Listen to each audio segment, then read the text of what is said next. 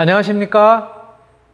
이번 학기 여러분들하고 같이 물질 추출론이라고 하는 그런 교과목을 가지고 공부를 하게 됐고요. 저는 아시는 것처럼 제가 이 과목을 이제 맡게 됐고요. 우리 물질 추출론에서 도대체 뭘 배울까? 그런 생각을 갖다 이제 할 수가 있는데, 우리 화장품의 최근에 이제 트렌드라고 그럴까? 경향은 여러분들 잘 아시는 것처럼 이제 천연 소재들, 소위 우리가 이제 한방 소재라든가 이런 것들을 실질적으로 이제 많이 활용을 해서 그래서 이제 화장품을 개발하기도 하고, 그런 소재들을 우리가 어떤 이제 그 화장품의 기능 이런데 이제 반영을 하는 그런 그 제품들이 많이 출시가 되고 있어요. 그래서 그런 차원에서 천연 화장품 또는 유기농 화장품, 또 최근에는 이제 발효 화장품이라든가 이런 것들이 많이 등장을 하고 있는데, 바로 이러한 그 새롭게 출시가 되고 연구 개발이 되고 있는 그런 화장품들은 대부분 그 천연물 자체를 그대로 사용한다기보다 그 중에 포함되어 있는 유용 성분만을 분리를 해서 그래서 우리가 이제 활용을 하고 있는 것이죠. 바로 유용 성분을 분리한다는 이런 측면에서는 우리가 조금은 이제 전문적인 용어로 추출이라고 하는 이제 표현을 쓰죠. 그래서 유용한 물질을 추출해서 활용한다라고 하는 측면에서 우리가 물질 추출이라고 하는 이제 그런 표현을 갖다 쓸 수 있을 거고요. 바로 그러한 물질 추출과 관련된 이론적인 원리들, 이런 것들을 우리 이제 같이 이 시간을 통해서 이제 공부를 하게 됩니다. 이 그림에서도 보시는 것처럼 이렇게 실질적으로 이제 사용이 되고 있는 것들이죠. 저기 맨 왼쪽에 있는 것이 여러분들이 많이 알고 있는, 우리가 또 요즘도 열심히 먹고 있는 귤이죠, 귤. 귤의 경우 저기서 뭐를 갖다가 우리가 추출해서 쓸까요? 거의 식용으로 쓰이긴 하지만 귤 껍질에 있는 소위 에센셜 오일 같은 경우도 추출해서 화장품 소재로 활용을 하기도 하고, 또는 화장품 소재 중에서도 특히 이제 그 향이라고 하는 이런 것들을 갖다 쓸 수 있죠.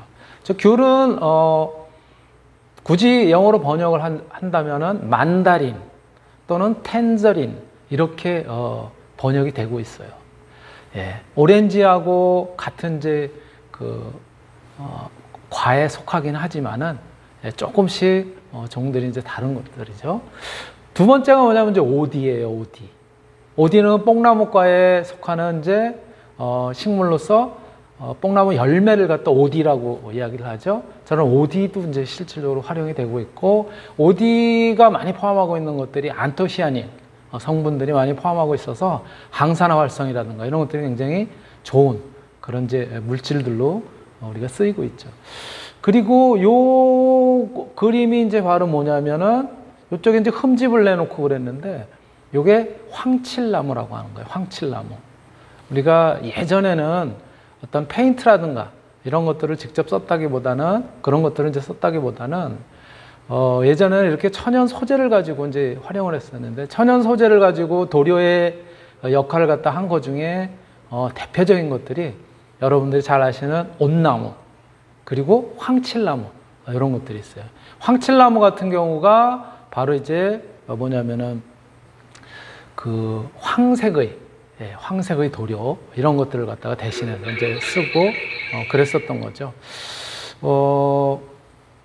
그리고 맨 오른쪽 끝에 요게 이제 카모마일, 그렇죠? 카모마일도 향료 식물로서 많이 이제 활용이 되고 그랬었던 것들이죠.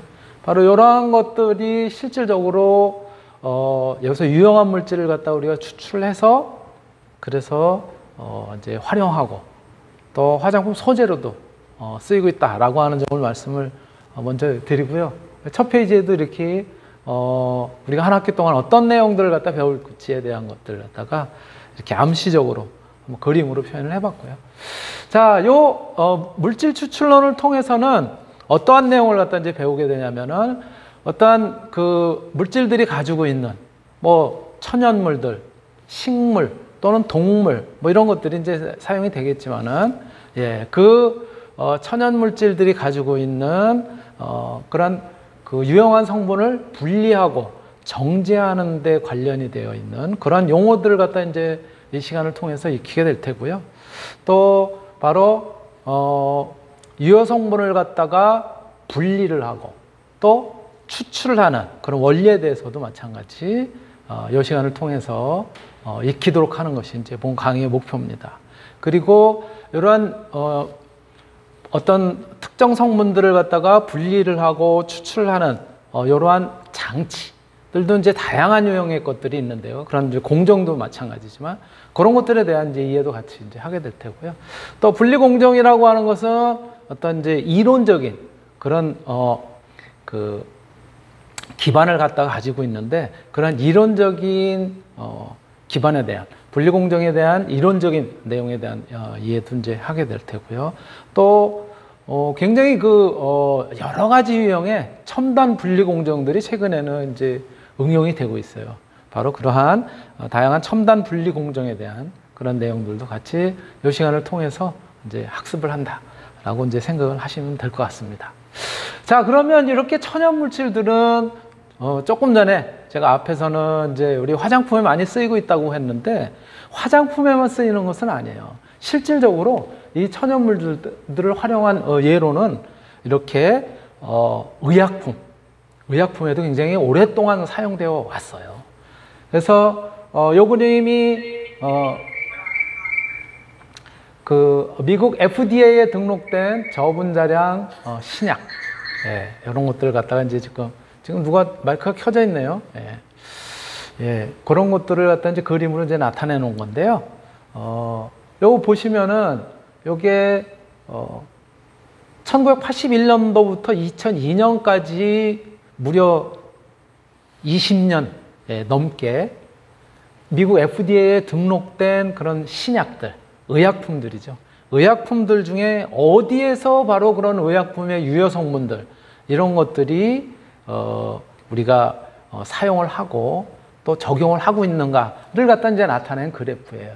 여기서 N이라고 얘기하는 것은 natural, 즉 천연물 그대로 거의 활용한다는 거지.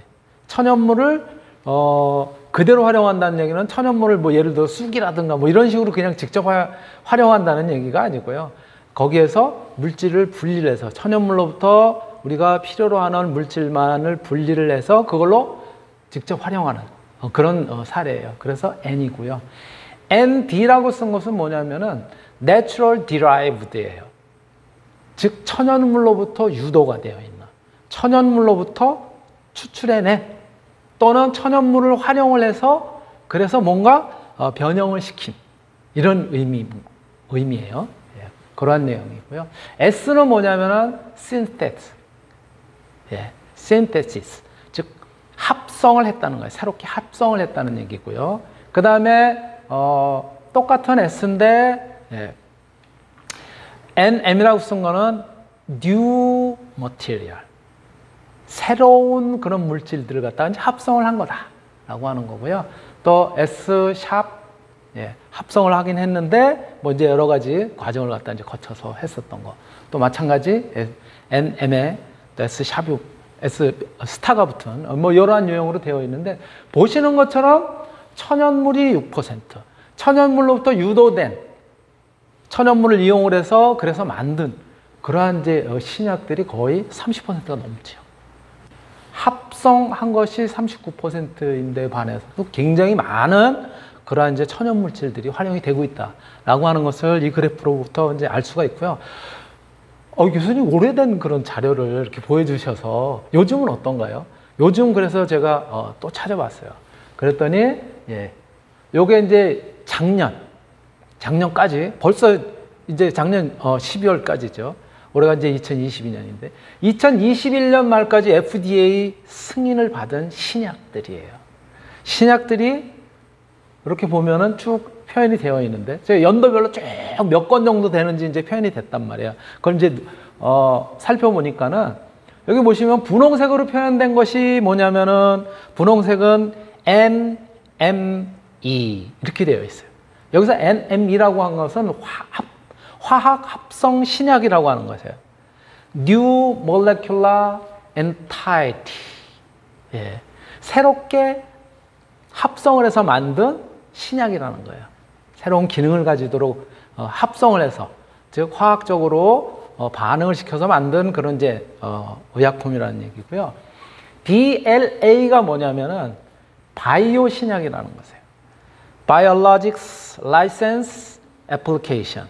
즉 생물학적으로 어떤 인증을 받은, 생물학적으로 인증을 받은 그러한 이제 그러한 과정을 거쳐가지고 이제 얻은 그런 신약이라는 거예요. 즉 식물로부터 힌트를 얻고 또 그런 것들을 활용을 해서 만든, 또는 걔네들을 다시 어떤 그 식물로부터 얻은 추출물을 갖다가 다시 또 새로운 물질과 결합을 시켜서 만든 그런 거라는 얘기예요, 저게.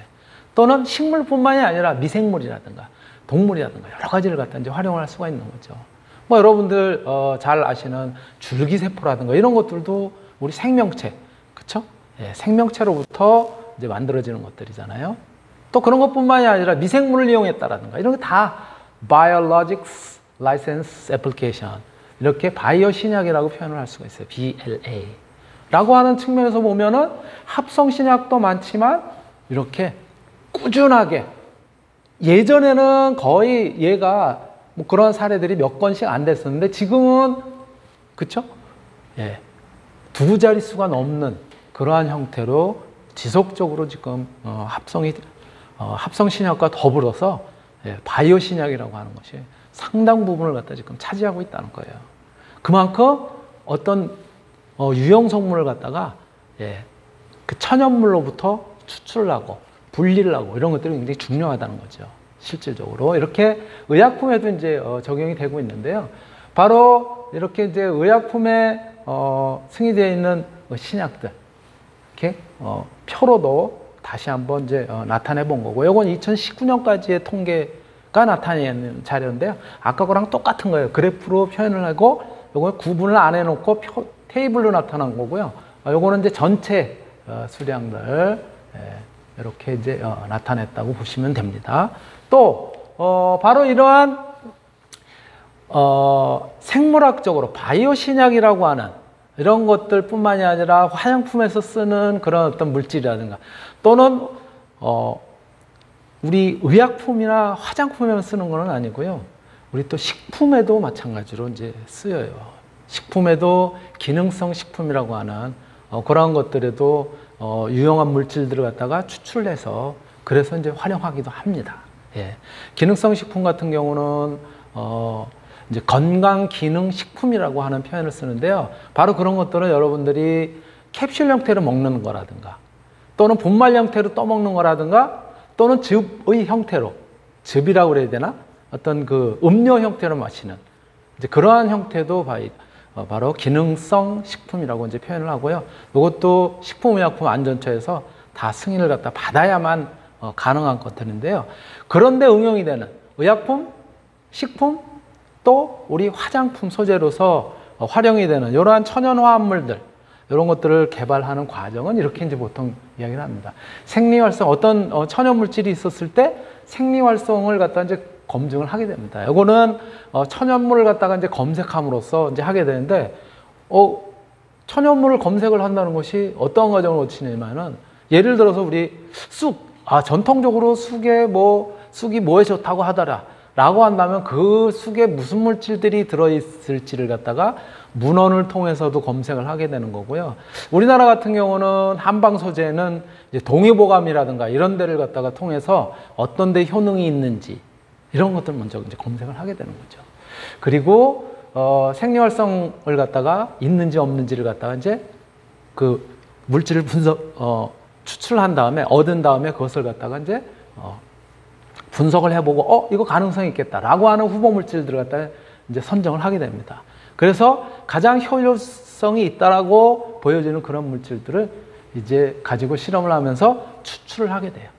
추출을 해서 그 추출한 그 추출물에는 어떠한 성분들이 있는지를 분리해서 이제 그 뭐라 그럴까? 그 이제 내용물을 갖다가 이제 분석을 하게 됩니다. 예. 그것을 이제 분획이라고 하는데요. 예. 그래서 추출해서 분리를 하고, 그럼으로써 이제 순물질을 갖다 이제 얻기도 하고요. 또 분리하는 방법을 여러 가지 분리 방법으로 이제 하기도 해요. 그리고 가장 효율적인 대량 생산을 갖다가 할 수 있는 방법을 갖다 이제 최적화를 하게 되죠.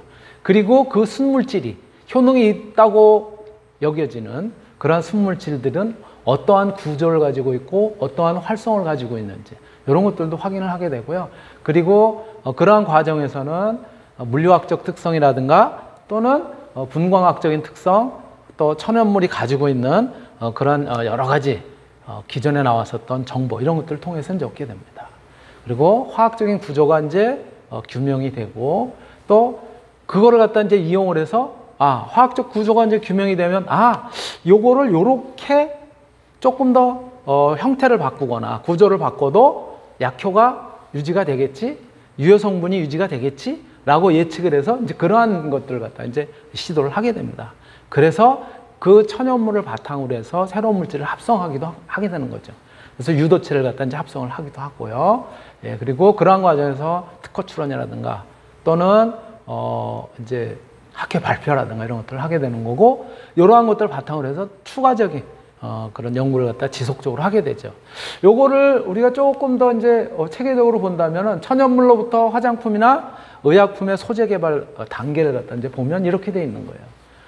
자, 소재가 있어야 될 거 아니에요. 유용하다라고 하는 것들이 이제 어느 정도 기초 연구가 되면, 그래서 소재를 갖다 얻기 위해서 재배를 이제 하게 됩니다. 대량 재배를 하고 대량 생산을 이제 하게 되는 거죠. 그리고 그 중에서 유용한 물질들만 분리하기 위한 분리 기술을 갖다 익히게 되고, 그리고 그와 관련된 이제 데이터베이스, 라이브러리를 구축을 하게 되는 거죠. 그리고 그것과 관련된 이제 인비트로라고 하는 것은 이게 진짜 효과가 있을지 없을지를, 인비트로라고 하는 건 뭐냐면 시험관을 통해서 이제 밝히는 거예요. 예를 들면 우리가 항산화 특성을 갖다 가지고 있다라고 하면 직접 먹어보고 항산화 효과를 갖다 이렇게 나타내는지를 갖다가 먼저 테스트를 하는 것이 아니라, 항산화 활성을 갖다 가지는 그런 것들을 갖다가 이제 우리 약품을 통해서 그래서 이제 검증을 하는 것을 인비트로. 인비보라고 하는 것은 뭐냐면은 그것을 생물학적으로 이제 검증을 하는 거예요. 사람한테 먹이기는 좀 껄끄럽다. 그러면 제일 먼저 뭐를 하는 거예요? 그러니까 실험 동물을 갖다 통해서 하게 되겠죠. 바로 그러한 실험 동물이나 세포라든가 이렇게 생물학적으로 하는 것을 인비보 이렇게 표현을 합니다. 그래서 인비트로 분석이라든가 또는 비커라든가 이런 이제 화학적인 분석을 통해서 하는 거고, 인비보 이거는 이제 생물의 기능을 갖다 이용해서 하는 이제 그런 것들을 갖다 하게 되고요. 그래서 소재를 선택을 하고, 스크리닝이라고 하는 것은 그 중에서 가장 유용한 그런 물질을 갖다가 이제 그 대상으로 해서 걔네들 가려내는 방법을 갖다가 이제 스크린 한다 그런 건가요.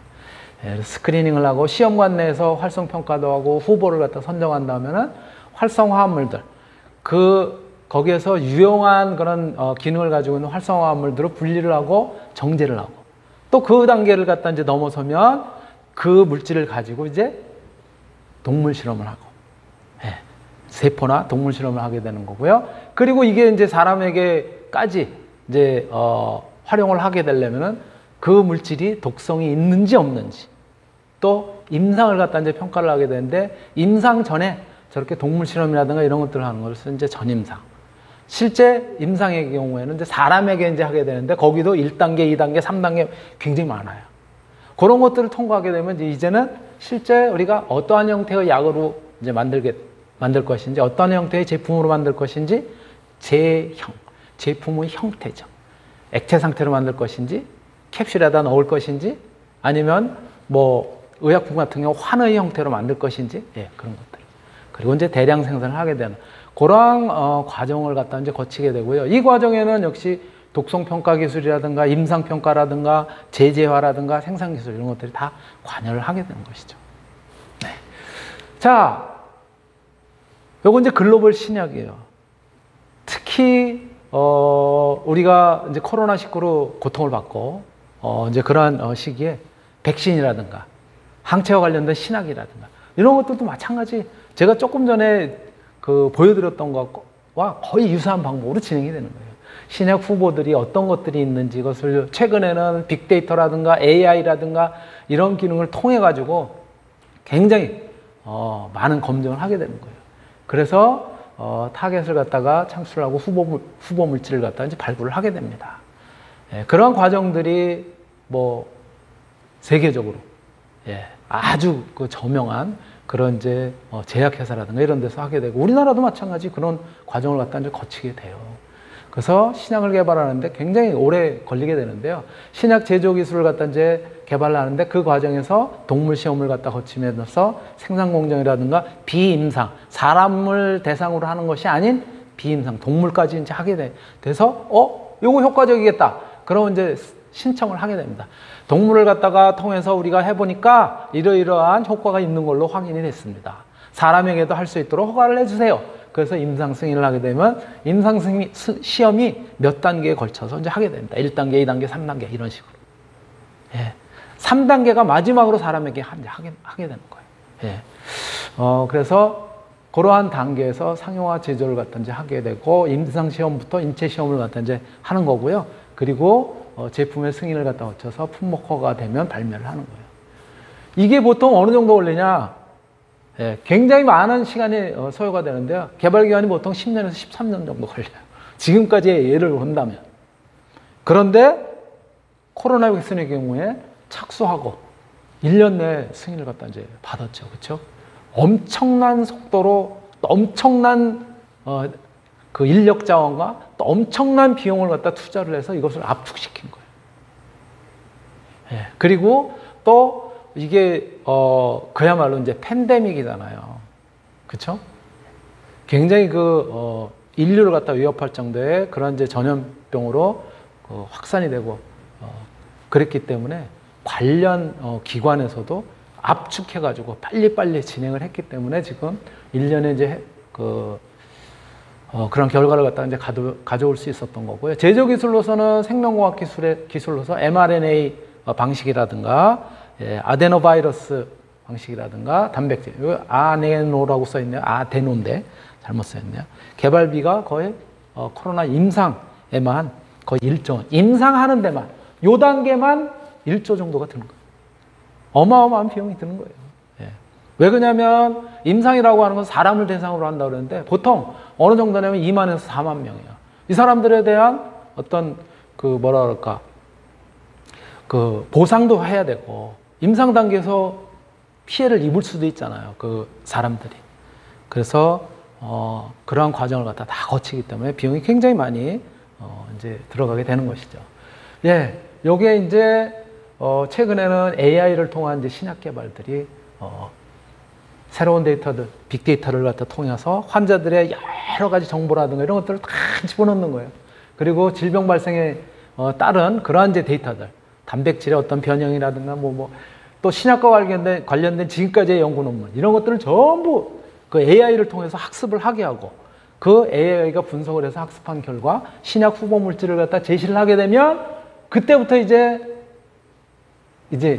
그 지속적으로 연구를 이제 하게 되는 거죠. 그래서 기간으로 보면 5천에서 10,000개 정도 후보 물질을 갖다 선정을 한 다음에 임상에 들어가는 건 그 중에서 250개에서 110개 정도. 그리고 임상 시험 단계에서 드디어 이제 들어가게 되면은 저 가운데서 1상 9개, 2상 5개, 3상 2개 이런 식으로 뚝뚝뚝뚝 떨어지는 거예요. 그래서 신약 판매허가의 경우 최종으로 나오게 되면 겨우 이제 시판되는 게 하나. 이러한 과정들이 굉장히 많은 기관에서 이제 하게 되는데도 이제 겨우 이제 나오게 되는 거죠. 그런 과정을 갖다 이제 보여드린 거고요.